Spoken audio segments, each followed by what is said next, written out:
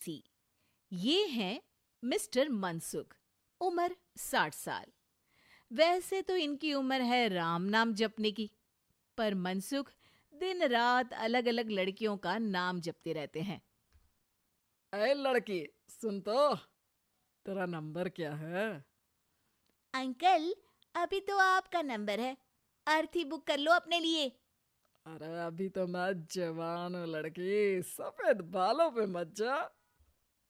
मनसुख राम को लड़कियां छेड़ने की गलत आदत थी। पत्नी बहुत पहले गुजर गई थी, जिसके बाद मनसुख खुले बैल की तरह हो गए। जहां दिखी नारी वहां लाइन मारी। मनसुख राम के पड़ोसी सोनी जी के यहाँ नई बहू आई। नाम था कल्याणी। अरे वाह बेटा कल्याणी, तेरे आते ही घर में खुशी खुशी हो गई है बेटा। अरे माँ जी, जलेबी खाओ, बात मत करो, बोलने से खुशी को नजर ना लग जाए। जैसे मोहल्ले की हर लड़की पे मनसुख की नजर थी, वो कल्याणी को भी बुरी नजर से देखता है। एक दिन कल्याणी छत पे मिर्ची सुखाने जाती है। दूसरे छत पे खड़ा मनसुख गाना गाने लगता है। उफ उफ मिर्ची, हाय हाय मिर्ची, देखे तो तुझे लग जाए मिर्ची। कल्याणी को लगता है कि यूं ही गा रहे हैं, शौकिया तौर पर ये तो होता ही रहता है। एक दिन कल्याणी आंगन में पौधों को पानी दे रही होती है। फूल हूँ गुलाब का, चमेली का न समझना, आशिक हूँ मैं आपका, सहेली का न समझना।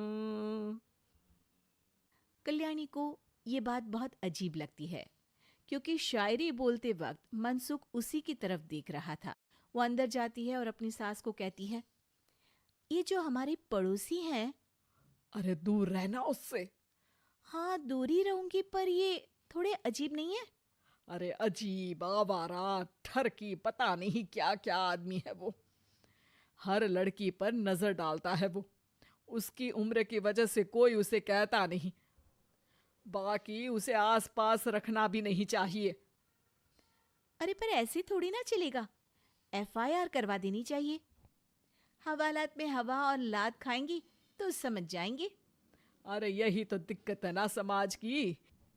जिसके साथ दिक्कत होती है उसको भी समाज गुनहगार समझता है।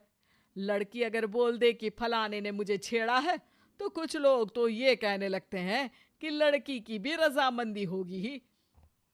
ये तो है, पर कुछ तो करना ही पड़ेगा। नहीं बेटा, कुछ मत कर। जबरदस्ती हम किसी से लड़ेंगे नहीं। हमारा परिवार इज्जतदार परिवार है। कीचड़ में जाएंगे तो हम भी तो गंदे हो जाएंगे ना। लेकिन सासू माँ, कीचड़ में जाए बिना गंदगी कैसे साफ होगी? अरे बेटा, मैं तो यही कहूंगी कि तू नई बहू है। अपना रुतबा बना बाकी औरतों में। अपनी समझदारी से, अपने काम से इन चक्करों में मत पड़ बेटा। बहू सास की बात ना चाहते हुए भी मान लेती है। और कई ऐसे मौके आते हैं जब मनसुख बहू पर उल्टे कमेंट्स करता है। जैसे एक दिन जब बहू छत पर सफाई कर रही होती है, तो मनसुख छत पे आकर गाना गाने लगता है। तेरा ध्यान किधर है, तेरा हीरो इधर है, तेरा हीरो इधर है। मेरा ध्यान तो आपकी हरकतों पे ही है, थोड़ा आप भी ध्यान दो कि क्या कर रहे हो आप। अरे बहुत तीखी हो, और मुझे मिर्ची पसंद भी है। अरे वाह।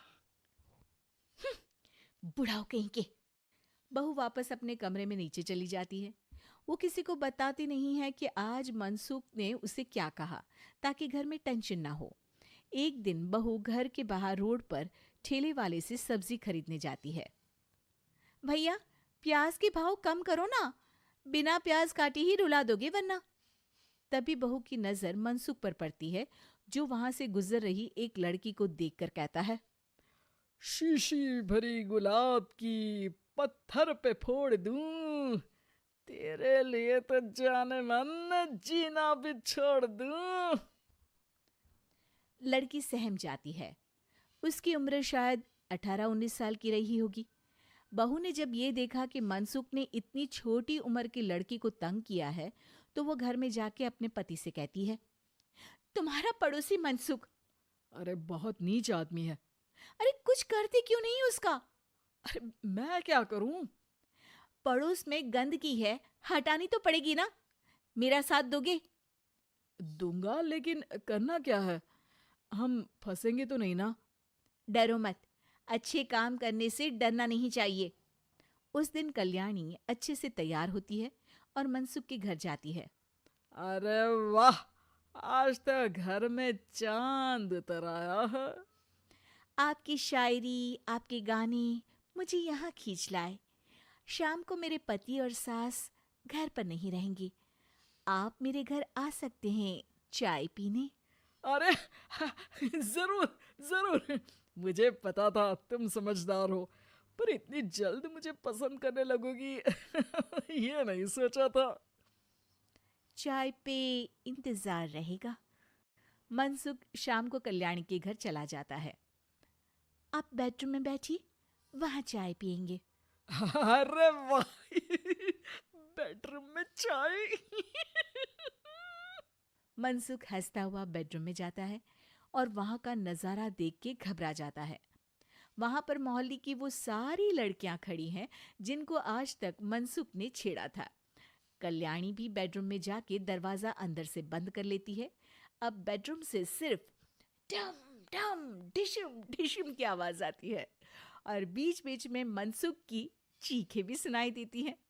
अरे माफ कर दो बिटिया, अरे नहीं नहीं नहीं, अरे डंडे से नहीं, अरे अरे लग जाएगी, अरे आई। बेडरूम का दरवाजा खुलता है और मनसुख की हालत एक लुटे फटे कौवे जैसी हो जाती है। किए की सजा तो मिलनी ही थी आपको, लेकिन आपकी और आपसे ज्यादा हमारी इज्जत का भी ख्याल रखना था। इसलिए इस बार शांति से धर धर के धरना किया हमने आपकी। अगर जरूरत पड़ी तो बाहर जुलूस भी निकाल सकते हैं। आप ऐसी गलती नहीं करूंगा, मुझे माफ कर दो। बहू मनसुख को बाहर छोड़ने जाती है। मनसुख अपने घर की तरफ बढ़ता है। वैसे आपको चाय कैसी लगी? मनसुख अपने दुखते गाल पे हाथ रख के कहता है, कड़क